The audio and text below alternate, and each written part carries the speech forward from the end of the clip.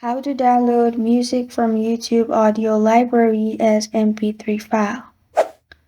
Hi everyone, I'm here to assist you today without any delay. Let's jump right in. First, open Chrome and search studio.youtube.com and log into your account. In here, on the left side, scroll down and click on Audio Library. After you click on Audio Library, you'll find this kind of screen. In here, you'll find different audios. Now to download, click on the right side of the music. You'll find download.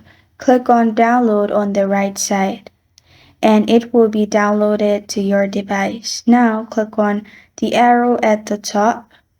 After you click on the arrow at the top, click on the music you just downloaded and it will be played in MP3. And this is how to download music from YouTube audio library as MP3 file. Thank you for joining me today. If this video helps you out, please leave a like and subscribe for more.